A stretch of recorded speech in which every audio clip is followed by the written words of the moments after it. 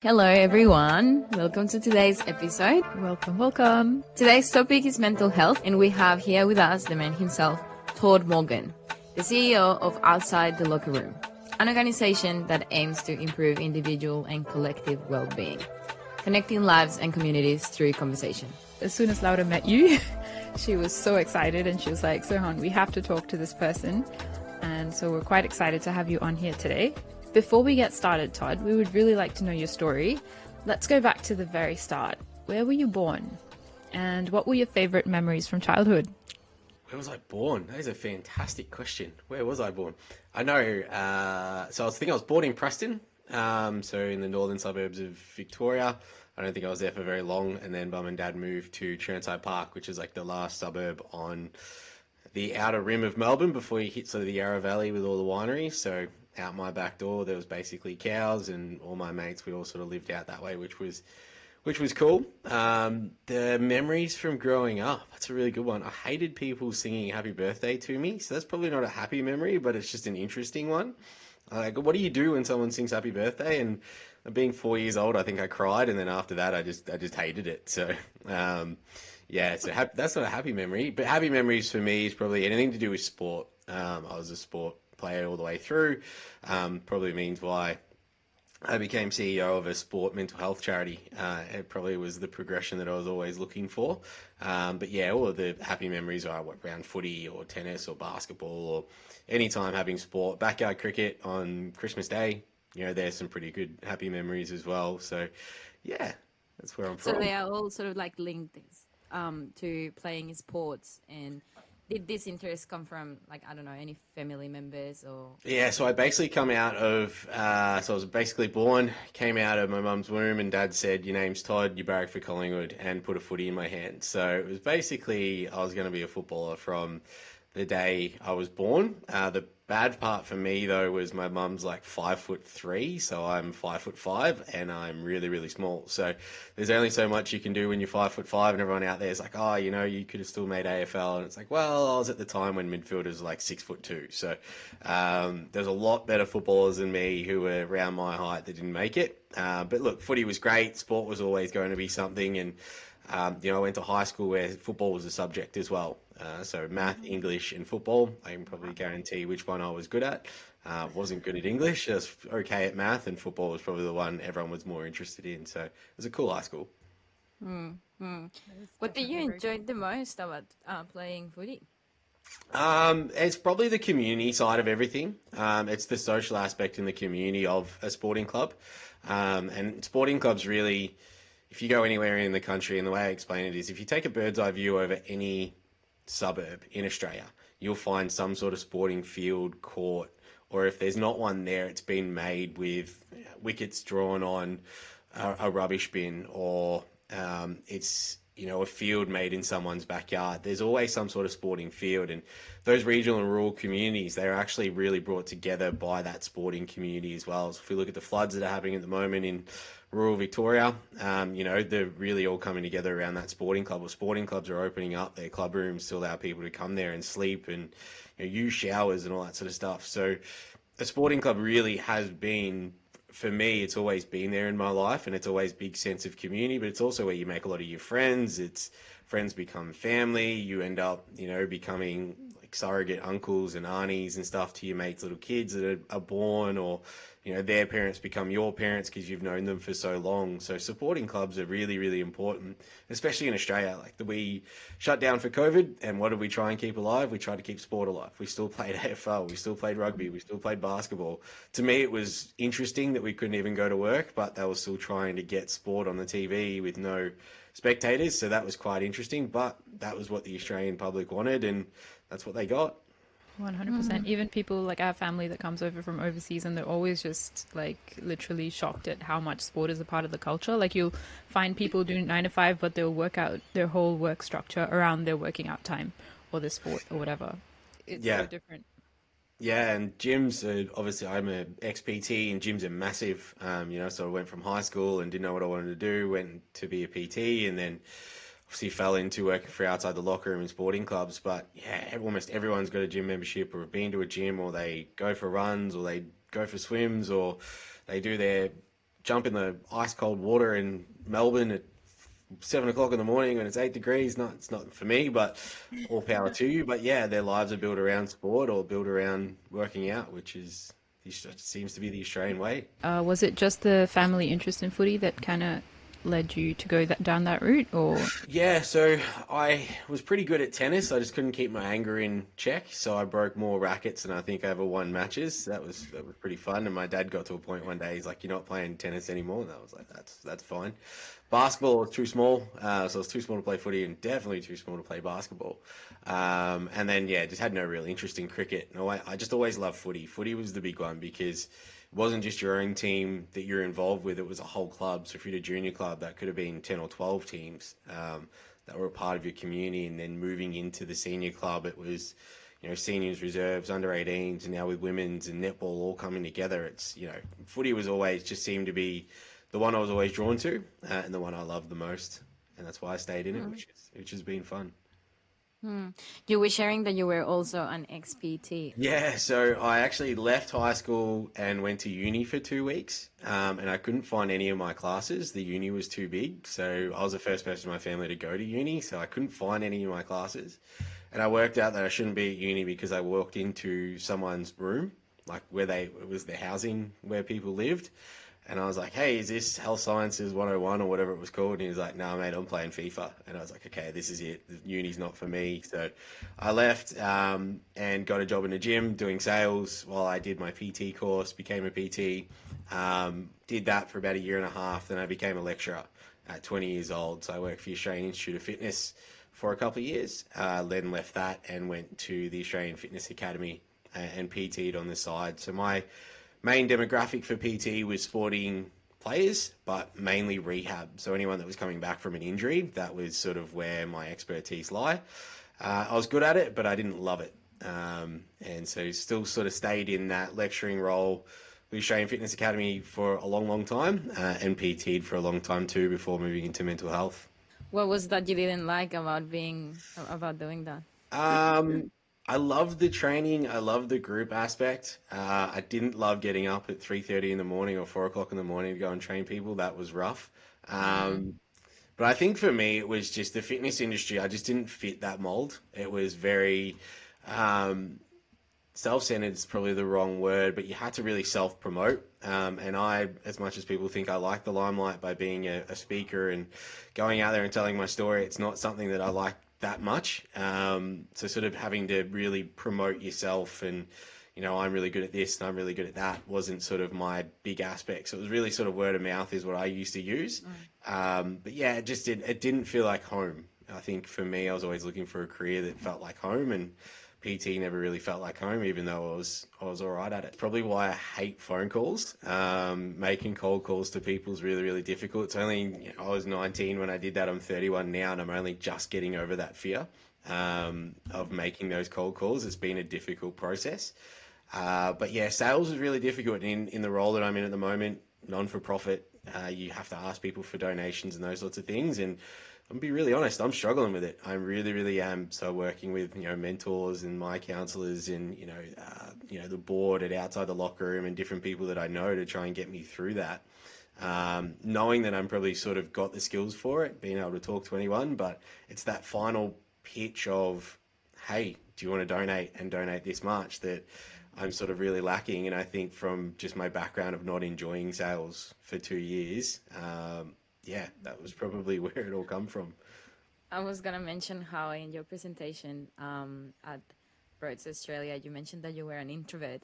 And I found that so difficult to believe because you were so good at presenting that I was like, straight away, he enjoys talking to people. But as you said it, is this like a new skill that you're working on? No, so I've always had the skill of being able to talk in front of a group. I probably learned that from my old man. So my dad was really, really good at that. Being an introvert is probably something I only learned 2 years ago.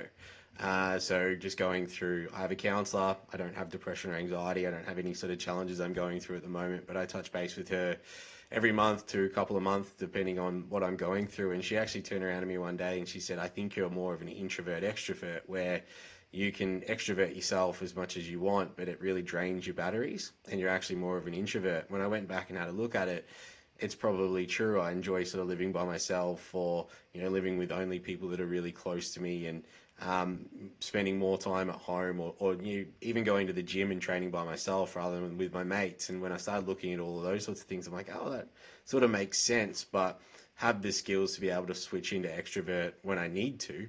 And yeah, I've probably learnt that more from a nurture point of view than a nature point of view. Very interesting and good to know. Good that you clarify what being an introvert and And extrovert it's so was, good that like because someone pointed that out to you, because like yeah. it's something like the way you've phrased it is so good. I'm like, oh my God, I can relate to it. And this answers like so much of how I approach things. And I'm always like, it's a bit draining after a while. But yeah. Nat's brilliant. So my counselor, Nat, the way I explain her is like she's the biggest bogan counsellor ever. Yeah, she's the most beautiful soul. And the way she phrases things, she goes, "Let's see if this fits," and that's her biggest phrase. And then she'll go, "What do you? So let's see if this fits," and then she'll put something to you, and I'll be like, "Nah, that does not work at all." And she's like, "All right, screw it, we'll throw that in the bin." But then she'll say something like, "Damn, that's spot on." So yeah, when she pointed it out to me, I was pretty taken aback. It's like, I'm not an introvert. Got really defensive about it, and then was like, actually, no, I think you're right. Like, I really think that you are on the money here. In that, I've just got an ability to switch between the two, but I would rather sort of sit in the introvert side of things more in most of my life than the extrovert side. Yeah. Wow. Pretty incredible. How did you meet her? First day outside the locker room, she was running a suicide, self-harm, and drug sort of challenges education session for most of the people that were involved with OTLR at the time. And as she was sort of talking, I was just completely fascinated by everything that she was sort of saying around suicide and how it works. And one of the big things that she said was, being really upfront with someone and going, hey, are you thinking about suicide? And then actually asking them, she's obviously got the training, but she was telling a story about how she asked a guy if he was going to suicide, and he said yes. He knew the date, he knew the method, and she started going around, how's that going to look for your friends and your family, and he didn't really care. And then she's like, well, how are you going to leave your house? And as they were going around the house, she got to the balcony, and she's like, so what's on your balcony? He's like, plants. And so she goes, well, who's going to look after your plants? And he went, well, I don't know. He's like, I love those plants. And she's like, well, who's going to water them? Who are you going to tell to actually water your plants when you're gone? And that was the question that actually stopped him from taking his own life, and he's still alive today. So for me, I was just sitting there fascinated by this woman and what she was doing. And then it got to a point for myself where I think it was about 4 or 5 months later, where I was like, okay, there's some things that I need to probably work through. And I moved house probably 2 weeks before I started thinking this, and her office was 100 meters away, across the road. I didn't even know until I Googled it. So I was like, oh, it must have been fate. So I was sent her gonna through say, it. if that's a sign. Yeah. Did you have any other therapists before her? I had, and sort of was just sort of a once-off thing, just seeing how it was going to work, those sorts of stuff. And I was probably still too immature emotionally at that point in time. But then, yeah, again, as I sort of said before, I classified Nat as like a bogan counselor. She's absolutely gorgeous. She's stunning on the outside, and then she opens her mouth and she's full Australian.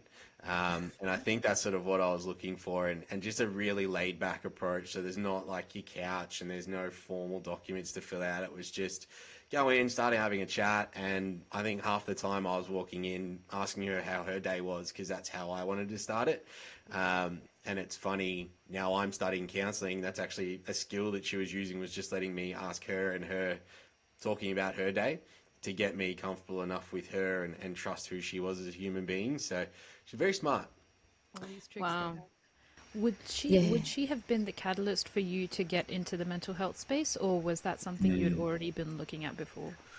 No, so I sort of got into volunteering in mental health around about 21, 22. So I sort of got asked to jump into it and just volunteer, and I was like, yeah, well, why not? As I sort of said in my story up with Roads Australia, was around, my sister's sort of the hero of our family, works with intellectual disability people between 16 and 60, teaches them life skills. You ask her why would you do that? And she says, well, why not? Why not do it? I like doing it, so I'm just going to do it. So that's sort of how I jumped in.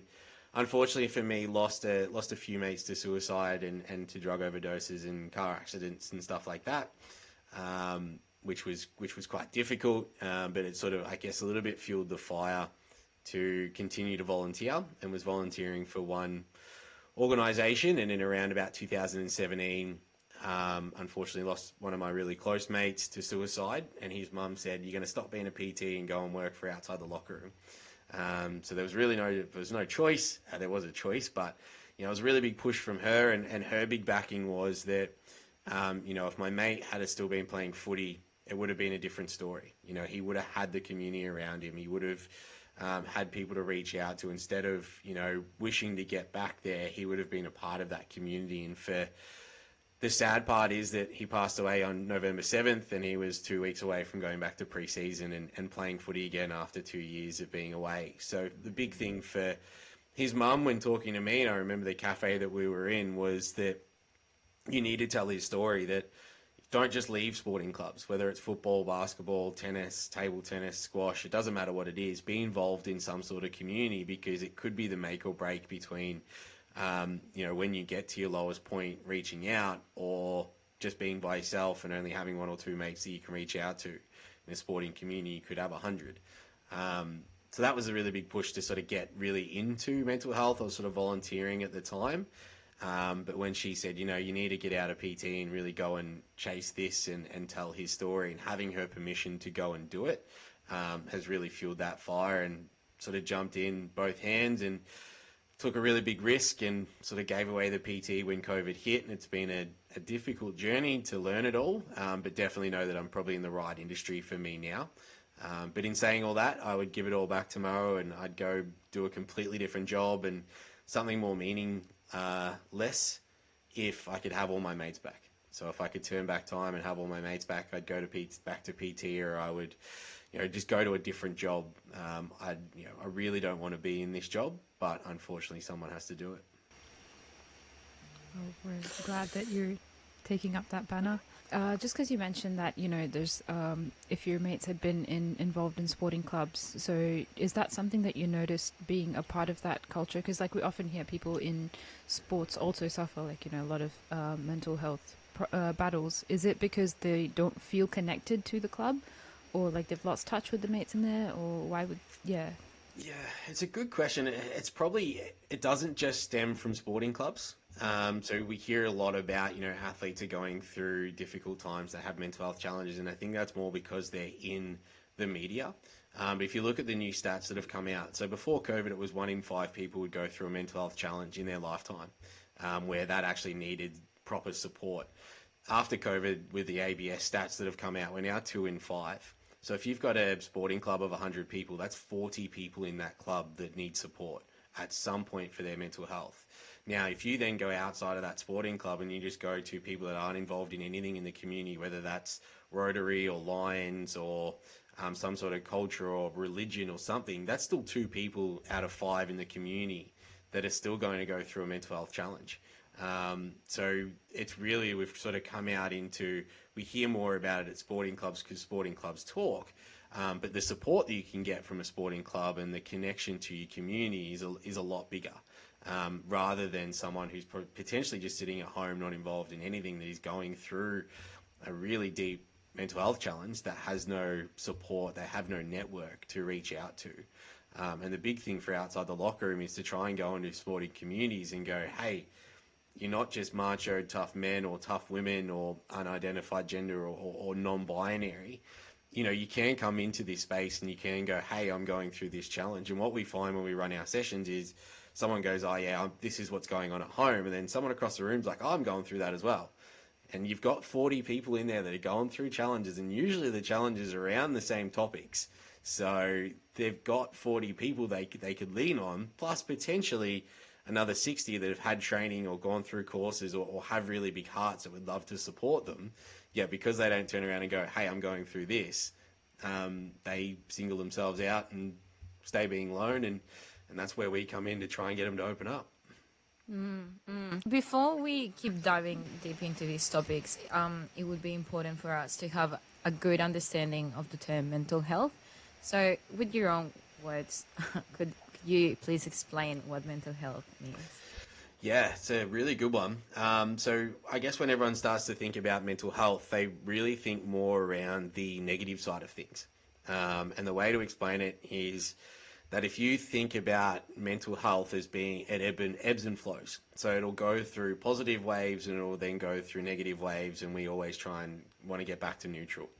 So if we think it on a scale of 1 to 5, 4 and 5 being, really positive, your mental health's going really, really good. This is where we want to stay as much as we possibly can. So that's things like being happy in your career, happy with your family, happy with your friends. We want to try and stay there for as long as possible. We know life does get in the way and things unforeseen will really come into it. We can drop down to maybe a 3 to a 1.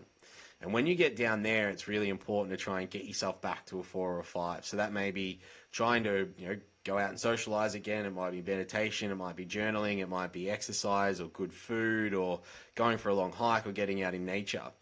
And it's really important for us to start to get away from the narrative of when we talk about mental health, it's only negative, because it's not. It's all about the positive stuff that people do as well. And we don't talk about the positive stuff enough. So we don't actually ask someone, what was really good out of your day? What did you learn today? What was a really good conversation? What was, something that happened today that was amazing? Now, it might be, I've got 2 dogs, so throwing the ball with one of my dogs for 5 minutes and him just bringing it back. Amazing part of the day. So we really need to start going into more of that positive for mental health. And people need to start thinking about that more. Ask yourself the question, what do you do for fun? What makes you happy?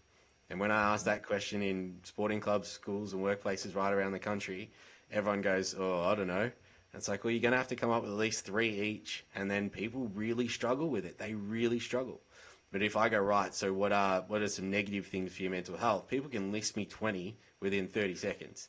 But if I ask you what you do for fun and what makes you happy, people really struggle. And that's, I think, where we really need to start changing society. Do you think that comes from just like a human nature sort of like thing that we just focus on the negative and we just vibrate with that energy? Yeah, I think we probably didn't in the past. Like, I don't remember growing up and being more around the negative side of things. There was a lot more positives and a lot more, people celebrated wins and that sort of stuff. But if you look at Netflix, Stan, Disney, all the streaming services that you've got, if you look at just free-to-air TV, everything's drama. It's just drama, and people are drawn to drama. So reality TV shows, it's drama. You always hear about these really poor experiences that people had on reality TV because producers are trying to get them to say things that, are going to produce more drama and more negativity, because what sells newspapers, what sells advertising spots, it seems to be negativity. But if you have a look at what Ned Brockman did yesterday and ran, from Perth all the way to Bondi, it was 188 Ks, and what an amazing feat that he did to raise 1.5 million. And what looking at that was absolutely incredible, and all these people went down. Thousands of people went down there to celebrate him. But you then look at it and you go, well, why wasn't there hundreds of thousands of people down there celebrating that? And everyone gets behind him, but it seems like that, hopefully that wave holds on for as long as possible. But we always seem to revert back to those negative TV shows, those negative books, those drama-filled things. And I think with this day and age with social media and with the internet, it's just getting more and more and more. So we just got to revert back to the happy times. Anyway, what was your happy thing today, Sohan? What is my happy thing? Today has been, I think, just being able to, what did I say? Working from home was great, I think. And I got to design a few social media posts and stuff, which I thought was cute. And that made me a little bit happy. Just being a little bit creative in the middle of the day. So that was pretty good. What will possibly make me a bit happy is if I get to go for a walk at some point. What was your happy thing, Todd? Happy thing today, I ran a session at a workplace. So they were a logistics company. Walked in, everyone was super busy, but then they stopped for a good hour and 20 minutes and did the session, had a few good laughs. We're talking about serious topics in mental health and well-being, and we're talking about signs and symptoms and how you support someone, but they were awesome, having a good laugh and, learning people's triggers and, understanding that was really good, but there was a lot of smiles and stuff as well, and they took a fair bit out of that in terms of, they were walking in the morning and not really saying hello to each other. They were sort of just walking in, sitting at their desk and getting their work done. And one of my big things is you're not that busy to not walk in and say hi to someone. And especially if you're working with them for 8 to 10 hours of the day, you can take 30 seconds to say, hi, how's your morning going? And at least say goodbye or see you later or see you tomorrow when you leave. It's a simple thing to do, but it definitely goes a long way to building and maintaining a good relationship with people. Definitely. What about you, Laura? Happy thing for the day? I think when I went to work today, and the team that I have down the Gold Coast, it's just so good. It's unreal. We have a little environment in the office that is like so nice. The culture over there is really nice, and the good thing about everyone is that we also get to talk about just random things. So today we were just talking about how we were going to do a random dance class to sort of like develop skills to dance, and that really made me happy because I love dancing. So just having the opportunity to talk to people from work about that was really good, because dancing is a big thing for me. I'm from Colombia and I love dancing. Salsa is in my blood. So having sort of like that, I guess, similarity with people from work was like, oh, wow, like we can bond over this. So, yeah, I think that could be it. That's a good one. I like that one. Yeah, it was good. I want to continue asking you stuff about the world mental health, and especially about how to change this stigma around this word, because as you said, like we all sort of like just probably misuse it or like have this negative connotation towards it, and I feel like part of just becoming more familiar with it and more open to have conversations about it is going to help us just connect with each other or one another. Yeah, it's a good one, and it's a good question to ask. And I think where I work in, there's always organisations that are trying to find either a different phrase for mental health, so whether that's mental fitness, whether that's mental well-being, whether that's positive well-being, whether that's just well-being in general. I think we need to stop shying away from it, and it really just comes back to education. So one of the big things that we see, we go into a junior club or into a school, they're actually really educated on these things now because they do have access to the internet. They do have access to things like TikTok and all that sort of stuff. Apparently I've got to get on TikTok, but I don't know how to do it. And my niece doesn't want to teach me because she thinks I'm going to dance. So I just sort of stay away from that one, which is fine. But especially when we go into, especially a junior sporting club, we get the whole from parents, what is this about? What are you going to teach our kids? They get very defensive on it. And then at the end, they're usually the ones asking the most questions. Oh, we were never taught this. We never knew any of this sort of stuff. So actually educating a lot of the parents, sort of 18 and above at the moment, has been really important. But I think it just still comes down to education. It's just being open and honest about it. And then also just turning that onto the positive side of things. Going, hey, what have you done today for you? So that's another phrase that people will come up with. What have you done for you? Or, it could be that work-life balance conversation. There's a lot of life coaches out there at the moment that are, talking about what are you doing in your life and what goals you're setting. So it's really about trying to flip mental health from being just a negative thing to, what are the positives you're doing it for as well. And that really just, again, as it comes down to education. Educating everyone on what's the happy stuff. I like that. I like the reframing of it. And honestly, even when you just asked that question, I was like, shit, what was happy? It's a tough one. It is. Yeah, and people really, really struggle with it. They struggle to find what's my happy thing today. We are all burnt out. We all know that. We don't talk about COVID as well. Try not to talk about COVID as much. We are burnt out. But I feel like even before COVID, people were really struggling to find, well, what was the thing that you did for happy today? Because if you come home from work and you go, what challenges did you face today? You can list off 10. But what are the things that went really, really well? Now, it could just be I got through my email inbox, or I got through a really important meeting and I learned something. Or it could be that, hey, I read a really good book on the train to and from work, or a really good podcast. Or if you're into music, and as Laura was saying, she loves dancing, it was that I put on my old favorites today and I just was happy with just listening to that music. So you've got to be able to find the small things, because all our negative things usually end up being small things as well that we let pile up, and we've got to find those happy releases. And speaking of like a really good platform, I guess for most of our listeners that don't really know, would you be able to give us like a little bit of a background of what Outside the Locker Room is? Yeah, so we run mental health education programs in sporting clubs, schools, and workplaces across Australia. So our main demographic is that sporting community on ages 13 and above. And we educate on mental health, well-being and lifestyle, drugs and alcohol, leadership and culture, cyberbullying, inclusion and respect, gambling and resilience. So 8 sessions. We usually do 2 sessions per year, whether it's in the sporting club, school, or workplace. So we can be around for 4 years. And the big part of that is we also have a welfare offering as well, where people download our app, they fill out a questionnaire, which is all confidential and de-identified. But that de-identified data helps us and helps our university that we're working with really identify the social challenges or the social changes that is needed throughout Australia, as well as mental health literacy and help-seeking behaviour.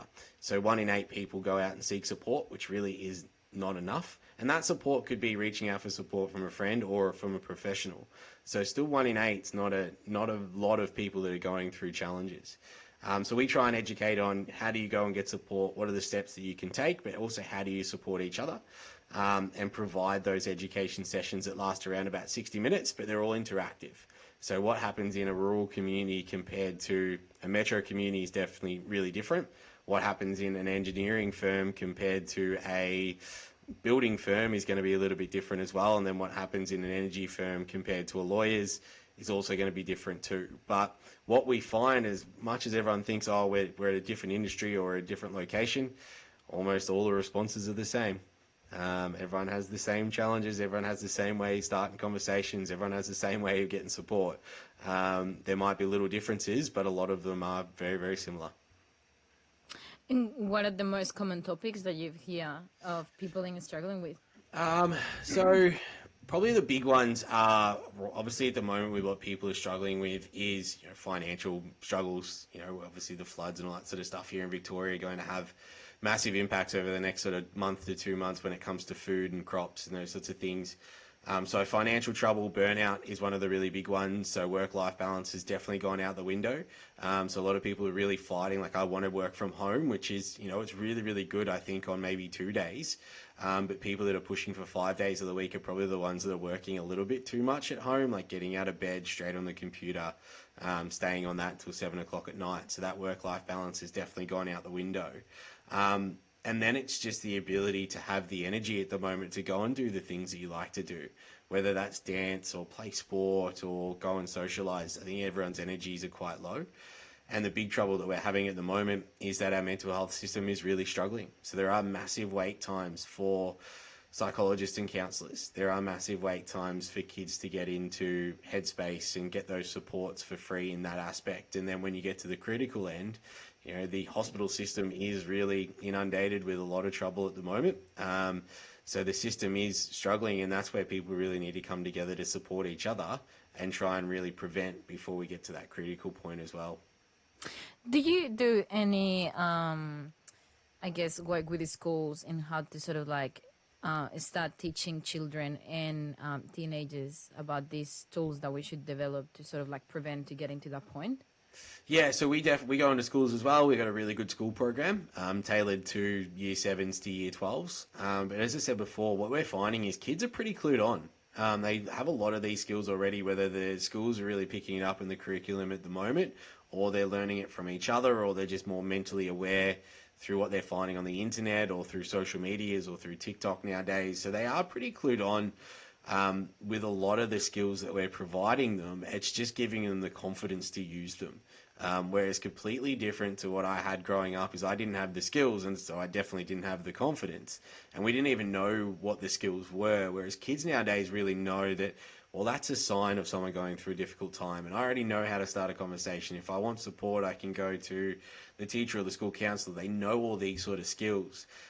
They know how to set goals. They know what leadership values are. They know how to be respectful.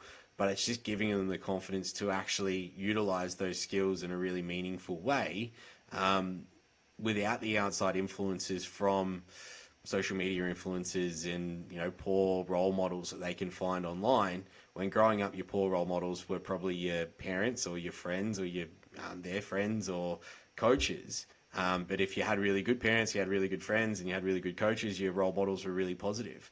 But nowadays, kids are inundated with those same role models, but also the ones that they can find online, but also the ones they find on Netflix and TV shows and reality TV and movies. And yeah, there's a lot of different ones out there now.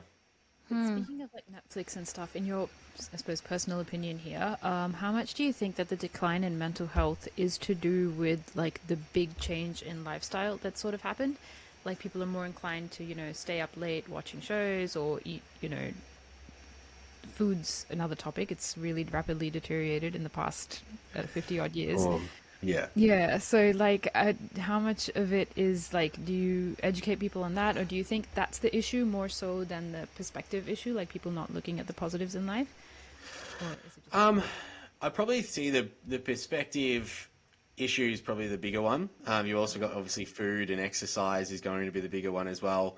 But I think if you take it away from just this, so the Netflix and the streaming surfers and move it towards a mindset of social connection, the social connection, we've completely lost it.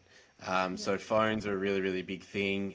People find it a lot more comfortable to now stay at home rather than going out for dinner, because it's really easy to pick a show on Netflix and just watch that at home and order from Uber Eats. So that social connection to go out and have a meal with other people and have a conversation is really big. And if I use the session from today, last question I always ask is, well, what's your biggest takeaway from today? And almost every group, there was 5 groups, they all said, the biggest point is social connection. They don't, converse with their partners and those sorts of things until they get home. And when they do converse with their family, almost everyone's got a screen in front of them while conversing, whether it's an iPad or a TV or a phone. There's never sitting around the table and having dinner together and having a conversation about their day. So things have become a lot easier. And to actually get out there and do that social connection and go and exercise, people find it a lot more daunting and a lot harder to take that first step and go and do it, but it's something they definitely need to do. So I think taking it away from, it's not just streaming surfers that are bad, it's probably more the fact that we're taking ourselves away from social connection a lot more. Do you find that it's easier for females to open up about their problems, or do you find that it's hard to open up regardless of the gender? I think it's definitely hard to open up regardless. So if we look at suicide rates at the moment, they're 7 men a day and 2 women a day. So it's 9 suicides a day. But if you look at the rates of self-harm, women are by and far higher than men. So there are still the challenges that females are facing, that males are facing. And the phrase used in sort of the mental health industry when it comes to self-harm is that men pick more violent self-harm methods that usually will relate in death, whereas women will usually pick a more violent or fatal method for self-harm that usually ends up in hospitalization. So the challenge is being faced by all genders at the moment. And then if you take in your non-binary and your different genders as well, and the challenges they're facing, I definitely find both men and women do struggle to open up, but it's actually starting to become more prevalent for people to start opening up, which is really, really good. And what I guess I'd sort of say to communities is that when you go to someone, hey, I notice you're going through, these are the signs that, you've changed your behavior or you've changed your look or you're gaining or losing weight. They're signs of someone going through a difficult time. And you ask someone, are they okay? What's going on?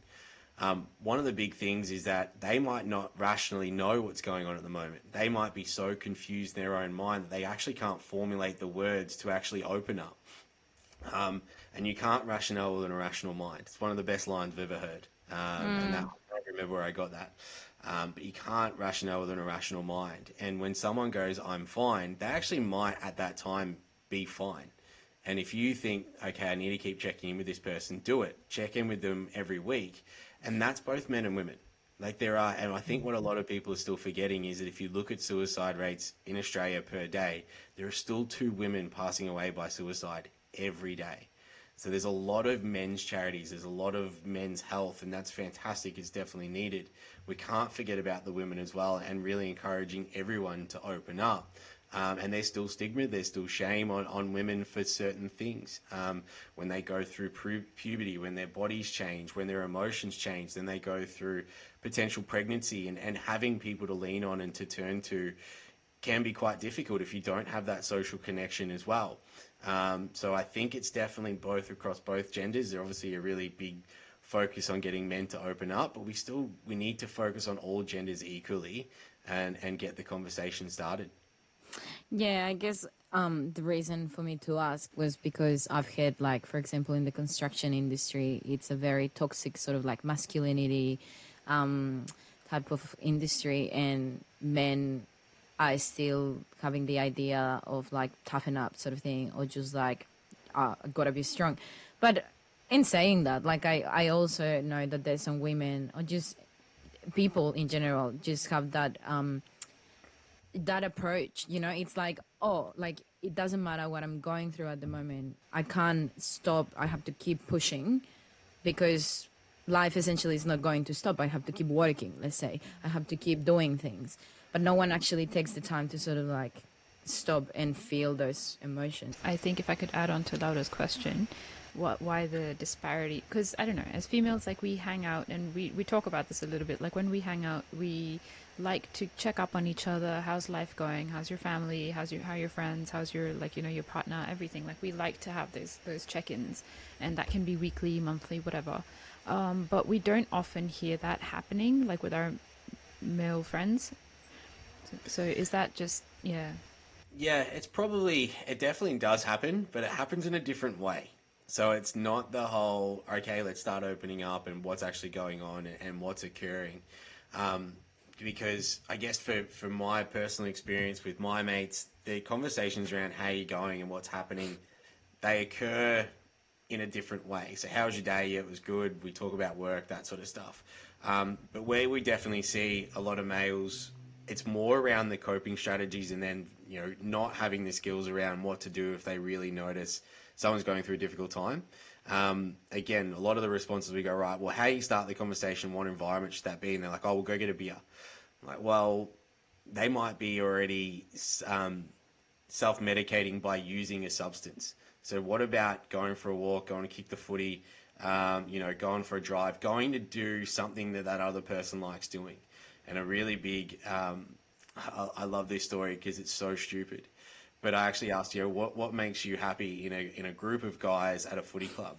And I get them to write on sticky notes. And if you ever got 60 blokes to write what they like doing on sticky notes, it's a pretty funny exercise because they hate you so much. And then I get them to put them on the wall. And watching 60 blokes walk up to a wall and looking at the sticky notes and going, Jesus, we all like golf, don't we? Like there was like 20 people that liked playing golf and about 15 of them that liked fishing. And I went, right, everyone in here who likes playing golf, stand up. And they all stood up. Like, you guys ever played golf together? And they're like, no. I'm like, you guys are idiots. You've known each other for 5 years and you've never decided to go and play golf. And so now what does that club do? Every Sunday, those 20 people go and play golf and the other 15 go and fish.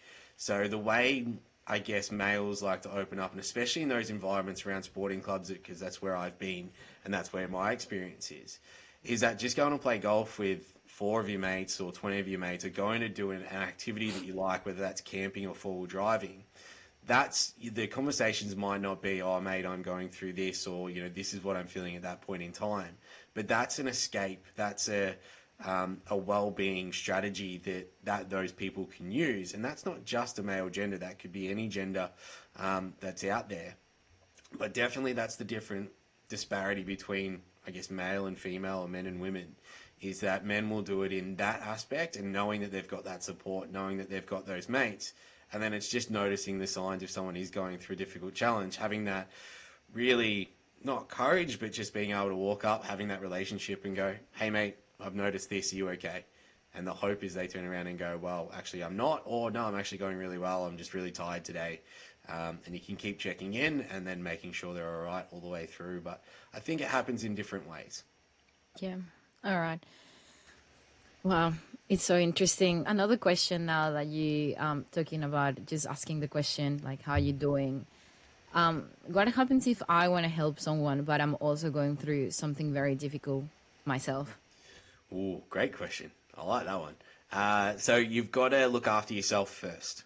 So if you think that you've got someone that you want to support, but you're going through a bit of a difficult time at the moment, you need to check in on your own well-being and go, do I have the capacity to take this on? And if the answer is no, guess what? There's another 7 billion people in the world. So you actually can go and get support from somewhere else. So you can walk up to Sohan and go, hey, Sohan, I'm going through a difficult time at the moment, but I've noticed Todd's going through something. Do you have the capacity to maybe come with me? And then you can share that capacity. Or Sohan might go, okay, well, I might go and take this on. We're friends, so I'm going to take this on. I'm going to ask them if they're okay and walk up and go, I've noticed these signs and being really direct. Are you okay? Hey, we're worried about you. If you need to open up, you need to talk, we're here. Do you need support? But you don't want to take it on if you don't have the capacity, because then we've got two people without no capacity going down into a bit of a deep, dark hole, and then you're both trying to claw your way out of there, and it's probably not going to work. So you've got 7 billion people around you, and most of them are willing to help. You've just then got to reach out, create a support network, and help that person through it, and then open up yourself and go, hey, I need some support too. And then you've probably got 8 or 9 people that are all looking on each other. I like that. When it comes to directness, because it's really difficult to sort of like, just ask someone like, what are you going through, or all of that. Like, how can you approach it without making them feel attacked or without coming across as intimidating? Does that make sense? Yeah, it's a good one. So easiest one is to say hi. People really struggle with the fact of saying hi nowadays. Now, I've said hi and both of you started smiling. You were just normal face, and then I said hi. And you both started smiling. But it happens all the time. Hi, how are you? And you build a relationship over time. So being direct becomes easier after time. So you've got to build that relationship. But if it's someone that you're not quite knowing, so you don't know so well, just saying hi, how you doing? And then you can go even further and go, how are you really? Ask that question, and it'll take people half a step back, and they'll go, actually, I'm actually going really good. My kids are great. My family's good. My job is good. And that's a really good response. Or how are you really might take them a step back and go, actually, I'm really struggling. But you could also just talk about generalized things. Who do you barrack for? How's your day going? How's your week? How's your family going? That might start opening up some things. And then starting the conversation with someone that you feel and being direct, use things that you've noticed. We've noticed that you've started turning up late to work, or noticed that you haven't been showering, or we noticed that you usually wear makeup and now you don't, or we noticed that you had a really awesome beard and now you've shaved it. Are you okay? So utilize the things that you've noticed to change their personality. You used to be really loud, now you're really quiet. And go, is there something going on, or is it just a change in your personality? And they might turn around and go, actually, no, I'm going through this, or no, I'm just trying something different because I wasn't happy with how I was previously. So noticing that is a really big one. And then in the end, if you think someone's really struggling, are you okay? Or are you suicidal, or are you thinking about self-harm? Be really direct. There's nothing wrong with it. Because you'd rather someone be pissed off with you than someone not be here tomorrow. Yeah. Sorry, that was a heavy answer. No, that was. It just took me back to the story that you shared in the presentation, and yeah, it's so true. Would you like to share it with everyone? Yeah. So that'd be Fitz. That was so his mum was the one that said stop being a PT and go and work for outside the locker room. So basically, Fitzy and I grew up. We played footy against each other. We knew each other, and then we went to Boxall Senior, which is year 10 to year 12. So you left your high school that you were at to go to this senior school, and because football was a subject, and you could play on the MCG. That was the draw card for most of us. And on the first day, I was standing there, and I sort of knew people, but I didn't know people. And he come up and he's like, "You've got no friends," and I was like, "No," and he's like, "We're going to be friends." And Fitz was a smart ass. Like, he was just the biggest smart ass in the world. And I was like, all right, no worries. And that's sort of how, hi, how are you, changed my life. Because he's like, hey, how you doing? And I was like, yeah, good. He's like, you've got no friends. And so we just became mates. That's, between year 10 and year 12, we were best mates. And, I sort of pre-framed this. Fitz is no longer with us. So it gives it a bit of a context to the rest of the things. And I actually talk to my mum about this all the time. I'm like, there's so much throughout high school that I don't remember. Like, there's holidays that we went on that I sort of have suppressed and still working through, and it's almost been 6 years this year, I think. But after high school, we went two different directions. He went sort of down a different path in life, and I went down another one. And around about sort of 23, 24, we came back together and became best mates again. No. That is 110%. That's Fitzy. I am not kidding you. I've just dropped out. If you want to keep that bit in, I've just dropped out again. But every time I talk about this kid and technology's involved, like I did a big speech where his mum was there, microphone dropped out. She heard none of it.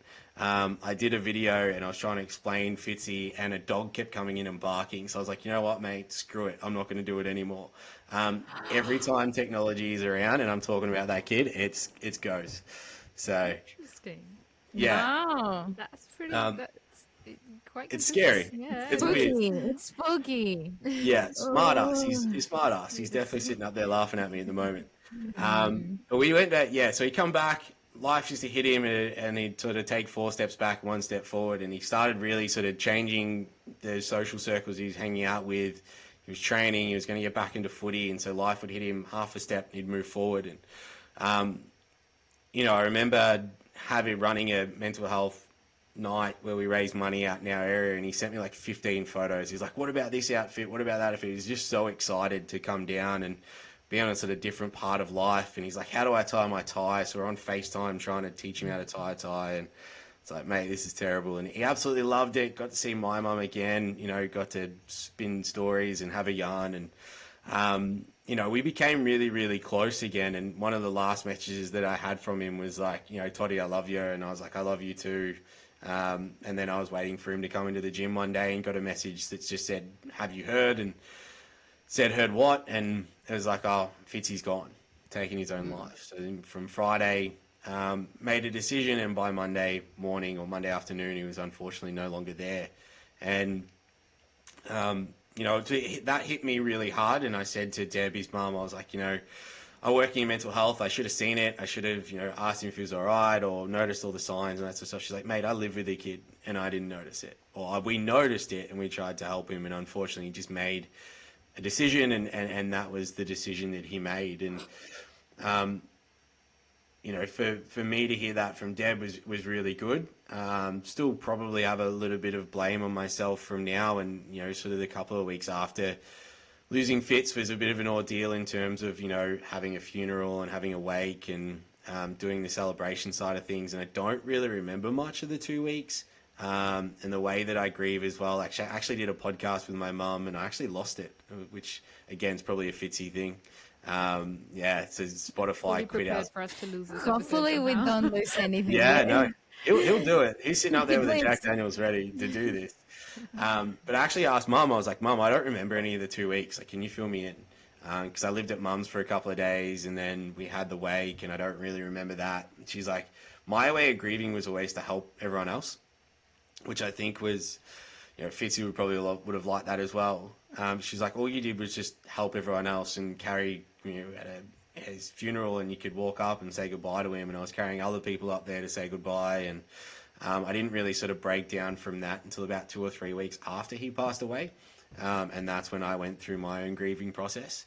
But yeah, I miss my mate. I miss the fact that he probably could have kept playing footy, and, I miss the fact that, how excited he was on that mental health night. He used to come into the gym with a really big smile and, had new mates and catching up with all old mates at the gym and all that sort of stuff. And, 2 weeks away from going back to playing footy and, had a really big plan to actually go back and play. So, yeah, it was a tough one. It's still tough now. But having the permission from his mum and his sister to still tell his story, and I guess the hard part for all of us was that he was so infectious. Hi, how are you? I stole from him, but he would be the first one with a big smile and a big hug and a hi, how are you? And you could be the biggest stranger in the world, and he would just start ripping into you with smart ass lines. But if Fitz didn't like you, he wouldn't talk to you. And I think that's a really big thing that him and I had in common. It's like, I'm not going to talk to you if I don't like you, But if I'm ripping into you and we're having a bit of banter and having a bit of fun, it means that we should be mates. It means that I like you. And as much as it potentially could be cruel, throw it back at me. And if you throw it back, that's a fun one. So Fitz would be the first one for that as well. And he'd be the first one. Yeah. As I said, first thing he did of the night, walked straight up to mum, gave her a big hug. Nat, how you going? Like it was always extravagant and over the top. And I think that's what I miss most about my mate. Thank you so much for sharing that with us. It's a really good story, and I really wanted everyone to sort of get a little bit, if Fitzy allows it, and he doesn't. Oh, no, he will. I'm sure he will. He always hated me talking him up. But I think there's a lot. I sort of to say this, like that's part of the story. There's still a lot that I don't remember. And I think with a lot of people that either lose mates or lose family members, they really struggle to go back and find what the good times were. And I think for me, that's one of the really big challenges that I still face now, 6 years later, is that I almost remember more clearly the negative things other people said about him than I do my all positive stuff. Because I think if I remember all the holidays and the fun times that we had and playing footy at school and the messages that we had and all that sort of stuff when we became mates again, not that we weren't mates, but came back into each other's lives. It's almost like it'd just open up a well that I'm probably still not ready for. And I probably will be one day. But for now, there's so much more I could say and so much more positive things I could tell, but I just still can't really remember them. And I think that's a really sad part about losing a friend is you sort of really start to, I guess, shut up shop a little bit with what your happy memories were. And they'll come back. I know they will. I'm just not quite sure when yet. Unfortunately, I guess that sounds like how your friend sort of was to me, is like a lot of times people struggling with mental health come across as, really positive, making everyone else smile, like having everything together. Then in that sense, how would you even know? Yeah. I guess the good thing with Fitz too is he was pretty open with what he was going through. Like he was pretty open to walk in and go, I'm having a really difficult time, or I need to go and see someone, or I'm ready to go and see someone now. So it was really open with all that sort of stuff. And you're right, the people that are potentially going through difficult times are usually the ones trying to make other people not feel like that. And that's where it really comes in, is like check on your happy friends. How are they going? Ask, you go, how are you going? And they go, good. Most people will just push it off as like, yeah, okay, they're good. That's fine. But you ask, like, how are you really? And that's a really fun question to ask at 9 o'clock in the morning. Like, it really is. I guess with that too as well, is what I like to say to people is that everyone's going to have people that they're comfortable opening up to around that question and people that are not. So you may ask someone, how are they really? And they go, oh, good. They may not feel comfortable to open up to you, or they may not be ready to open up to you specifically, but there may be someone else. So, I've got my people that I'll happily open up to on those side of things. And I've got some people that in my life that I don't know, I just don't, not that I don't want to, I just don't feel that way at the moment with them, or there could something has happened, or it's just a topic that I don't want to talk to that person about. So, you've got to ask it a few times and really, check in on people all the time rather than just doing it once and going, oh, they didn't tell me, so screw them. You've got to do it every week. And I think we just, when asking that question, we also have to think about how we would answer that, right? Like most of the times we are embarrassed to admit what is actually going on, or we hold so much shame towards feeling negative emotions, and we're also afraid because we don't really know how to handle that. Like we don't really know how to handle, as I said, like difficult emotions. It's so difficult. No one teaches you how to be sad. Like for example, I remember when my dad passed away in 2015, people were like, oh, I'm so sorry. Like it must be so hard. I didn't really know how to feel that sadness. All I could be was strong, because that was supporting my family and just being there for my mom. And I know I had the opportunity to just like feel the, the grief, but it's like, I'm not even ready to feel this. It feels so uncomfortable to feel sad. I don't even know what is going to happen after this. So it's also like when you ask someone, it's also good to remember, okay, maybe it is just hard to admit that they are going through a hard time. And it's good to remember too around different people are going to process emotions differently. So, what I really I found this really difficult around the time that Fitz passed away was people like, you don't seem that sad or you're not crying. And it's like, well, hey, I do this in my own time. Yeah. I know my own process. And unfortunately lost a mate not long after, or a couple of years after losing Fitzy, just to a different circumstance. It wasn't suicide or self-harm. And I knew my process. I knew exactly what was going to happen. For 3 weeks, that was just, 2 to 3 weeks, I was going to support other people and how I was going to be strong. And then after that, that's how I was going to feel my emotions. Now, not everyone's going to know that, but I think putting pressure on someone to go, you should be crying right now, or you should be upset, or you should be sad. It's like, well, hang on, I might process it differently. I might be, excuse my language, but I might be fucking pissed off. And I'm allowed to be angry at this point in time because anger is an emotion. Or I might be really, really happy because I'm going to push the sadness away for now if we're talking about loss, and I'm going to remember all the good times that we went through. So you've got to at least, the non-judgmental side of everything comes in. You ask someone, how are they really? You got to be non-judgmental and sit back and go, damn, I don't understand anything that you're going through right now, but that's okay. I am happy to sit here and listen to what you're going through, and whether that's an emotion that I don't think I would go through at that point in time, I am happy to sit here and go, yeah, cool, awesome, happy with that. Yeah, 100%. And I'm so glad that you said that about listening to people, because usually we go to problem solving mode and we just go 100%. advising people, oh, you probably should do this or that. And it's actually, no, maybe it's also good to know when to give advice and when to just listen to people. Really good question to ask is, how do you need to be supported right now? Is a really good question because everyone's going to be different. So for me, if it's, I'm having a really, really good day, it could be like, hey, when we support it, it's like, hey, let's just put on some music and just make some good food. And that's how, we're going to celebrate a good day. But if it's a tough day, it may be, oh, I want to go for a walk. I want to go kick the footy. How do you want to be supported right now? Rather than putting it on to someone else, someone might go, hey, I just want you to leave me alone so I can go and paint. Or I want to just go and read by myself, or give me an hour to go and journal or meditate. Find out what that person needs for their support rather than trying to give them something that they potentially don't want or they feel uncomfortable with. Because if you try to make me sit down and meditate, I would run really, really quickly because sitting still is not my thing. So really good question is, how do you want to be supported? And it's going to change every single time. And maybe I want to be alone, or it may be I really want to talk, or it may just be I want to cry, or I might want to yell, or I want to box, or whatever. But ask them that question. Really powerful question. You did touch on a little bit about, people could also potentially be self-medicating. What I'm curious is, because grief is such a tough one, like it can spiral out of control if like, you let yourself go down that well. And it's hard to get out of. So how would you teach, I guess, a big one that I feel like maybe we're missing is mental resilience? Yeah, and resilience is, I think, I guess I'll put this question onto you both, because we actually asked this in our resilience question is, our resilience session is, what does resilience mean?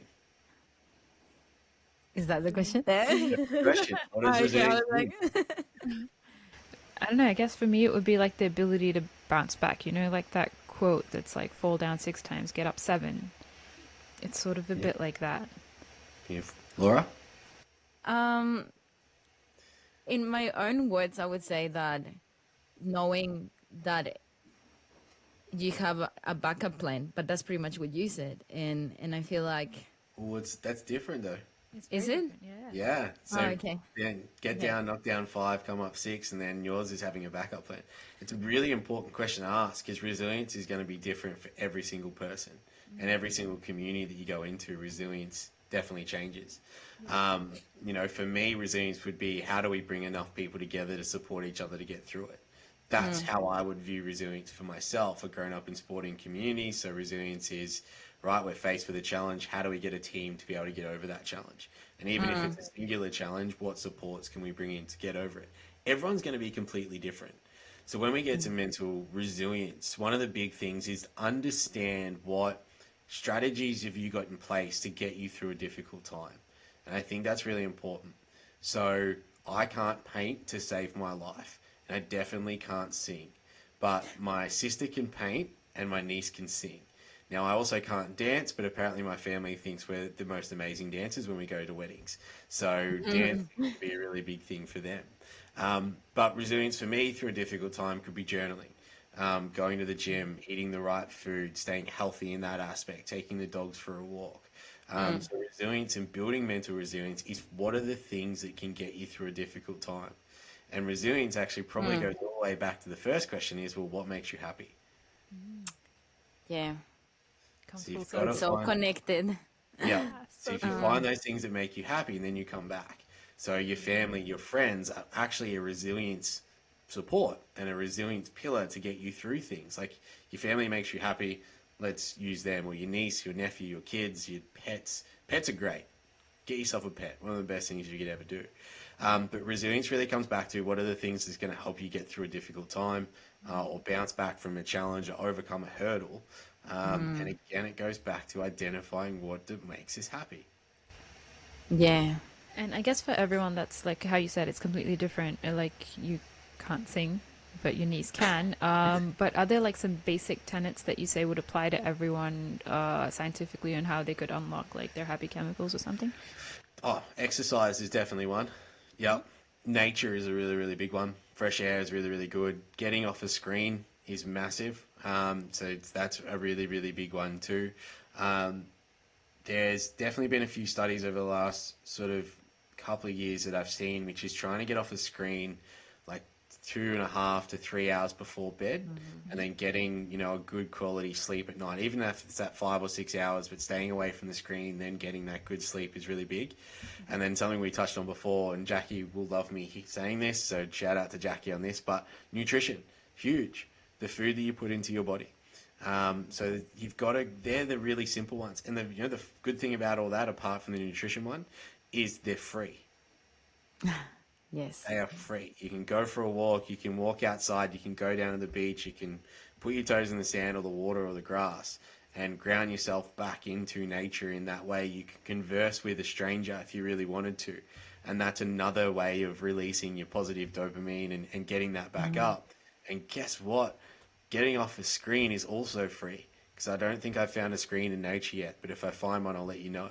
But they're the easiest ones you can go for. Wow. Thank you so much for that. Wait, I'm still laughing at the screen in nature joke. Sorry. That was a good one. It was pretty good.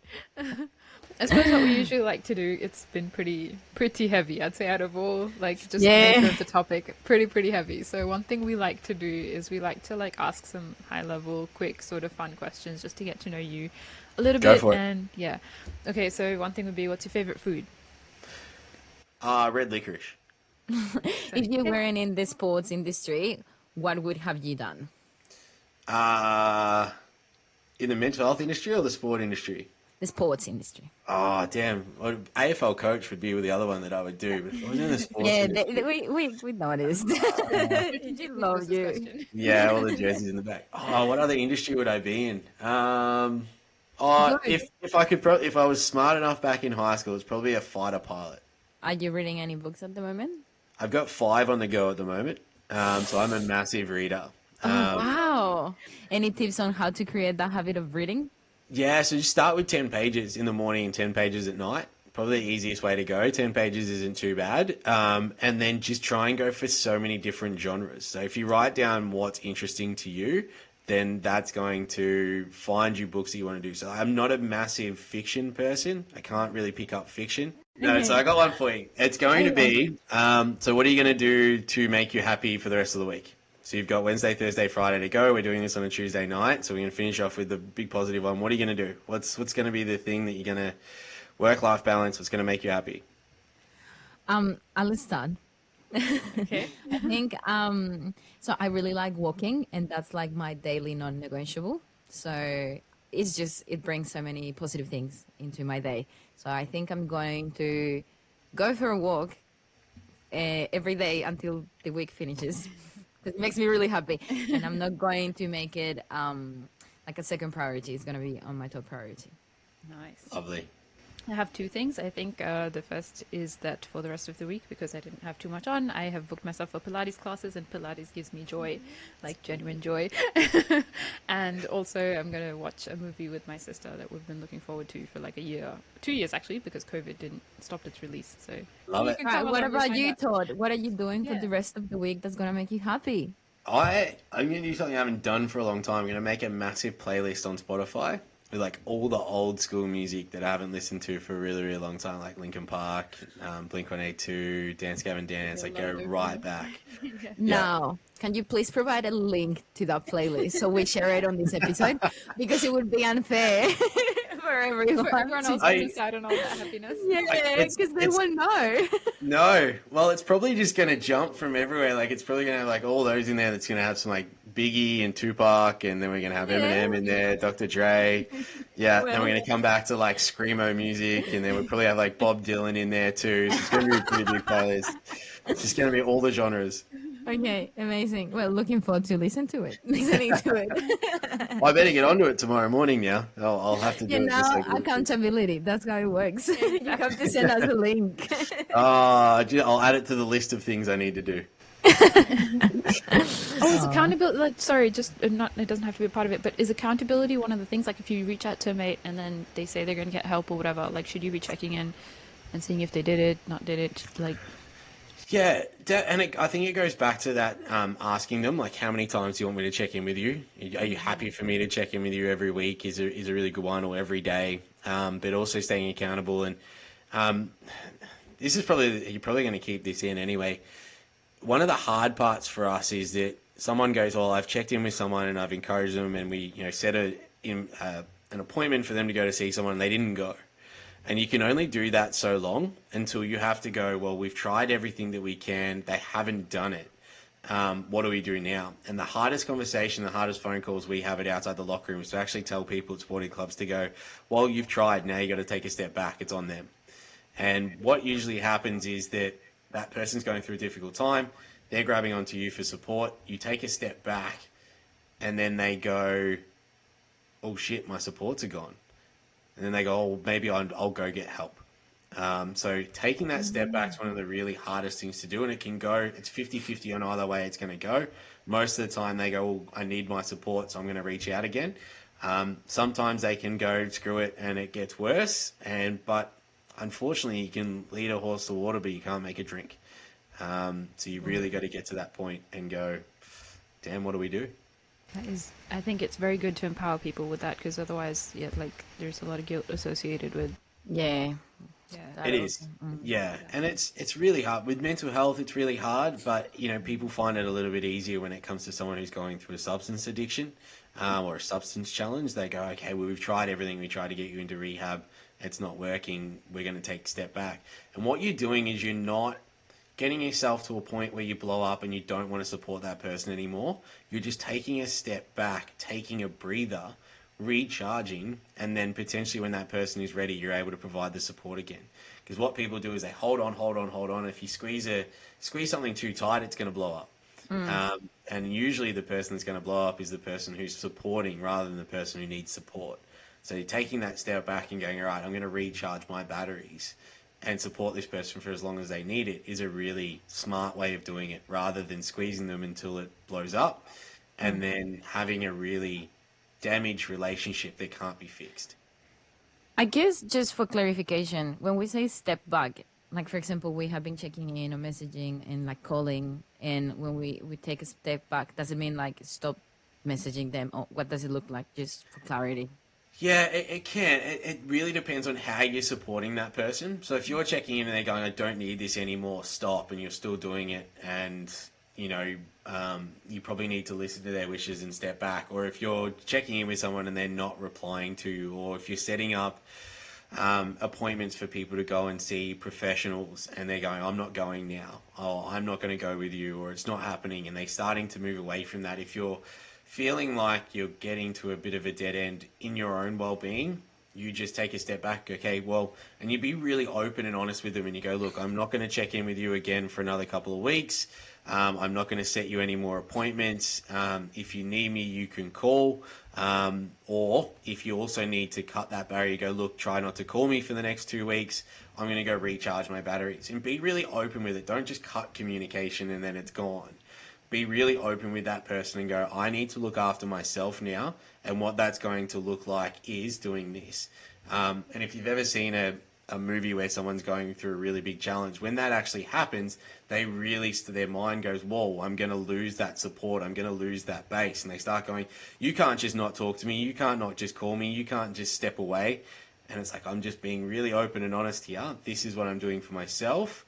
And if you want the support, I'm here for you. If you want to go and get the professional help, I'm here. But you need to help me along the way with that as well. So you can't just cut communication and that's it. You have to be really open, really honest, really transparent. This is what I'm doing. This is how I'm going to do it. This is how long I'm going to do it for. And then I'm going to come back in and check with you again. Right. Okay, that was really good to have that clarification, to be honest. Yeah. Yeah, because I don't want to ghost no one. No, I'm kidding. Exactly. No. And We would have just been like, okay, not talk to you. See ya. yeah, well, ghost, you think about it, if you've ever been ghost before, it hurts. It's hard. Oh, It's so not hard. nice. That's why I was like, what does it mean to step back? Yeah. So and stepping back, it's around being really, and this is what a lot of people we've just spoken about, is that people aren't honest. Be really open and honest and go, hey, this is nothing to do with you. If this is about me and my well-being, I've tried to support you. Unfortunately, it hasn't worked, or, we've really tried it. I need to recharge my batteries. And this is how I'm going to do it. I'm not going to check in for a week or two. I'm not going to call. You can call me, or I'm not going to answer your calls. Whatever the parameters that you set, you take that step back and you go, I'm going to look after myself. I'm going to go for a walk. I'm going to watch that movie. I'm going to listen to that music. It's not that I'm not caring about you anymore. It's me recharging my batteries, and you need to care about me enough to let me do that. Yeah. And that really hits home for a lot of people going, oh, wow, I do care about this person, and look at the emotional damage I'm providing onto them. Okay, maybe this is the wake-up call that they needed. I really care that you have been so generous with your time. Thank you. Yeah, No, Liz, that's thank okay. you so much. Fantastic chatting with you. Yeah. Oh, we Sorry, I get- cut out a few times. No, No, not at all. Thank you so much, and thanks for the questions as well.